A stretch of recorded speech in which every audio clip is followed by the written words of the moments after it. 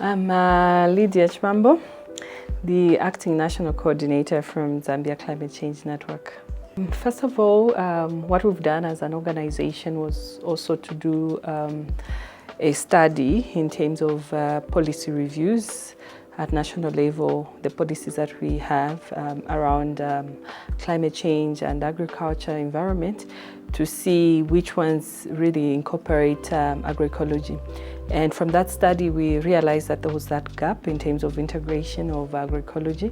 And what we started doing now is to get into the spaces in terms of the policy reviews.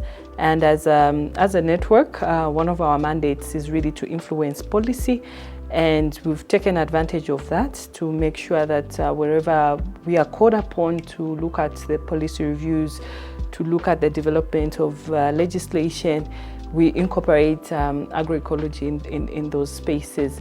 So we've seen ourselves that currently there's an update of the NDCs, that's National Determined Contributions, and we are focusing also on inclusion of agroecology in those spaces. So what we've done currently is that we are in the process of developing the agroecology national strategy. And we have, as civil society, we're working with other like-minded institutions or organizations. We've formed a national consortium where we are now working with the Line Ministry, the Ministry of Green Economy, the Ministry of Agriculture, the Ministry of Health, just to mention a few. We've formed a consortium where we've now drawn up a roadmap to the development of the agroecology national strategy.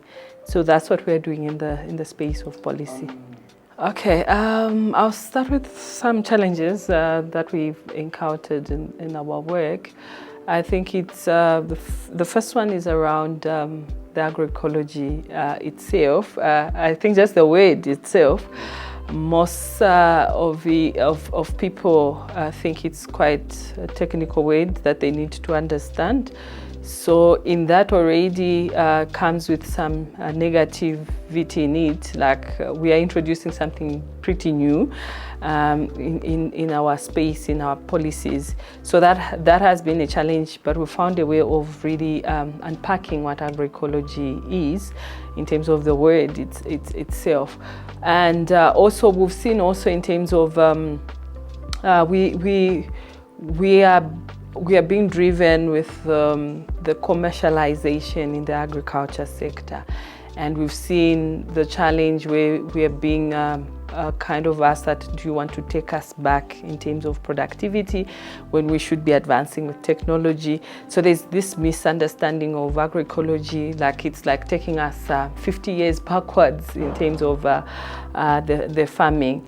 So that has been some of the challenges. And of course, also, I think it's also about mobilizing critical masses around. So that also is kind of a process that is also a challenge. So you need people that are advancing, speaking the same language.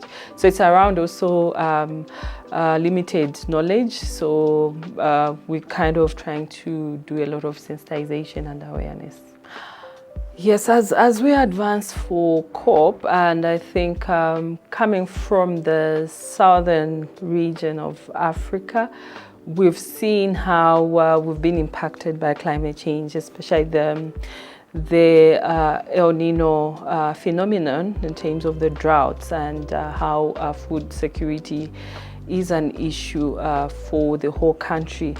Like from 116 districts that we have in the country, 84 have been faced drastically by the drought. So that gives an opportunity in terms of influencing what needs to go to the COP, and especially it's around financing.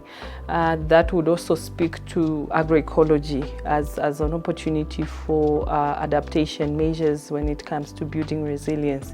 So we are utilizing the COP processes as we are developing the national position paper to the COP, incorporating the elements that speak to agroecology in the country position paper. And we've done that. We've had preparatory meetings with our government and other civil society. And we're seeing that we'll take this, and we know the COP29 also will kind of focus on the global goal on adaptation. And for us, agroecology is an adaptation measure that we should be promoting. So we look at really leveraging on this as we go to the COP.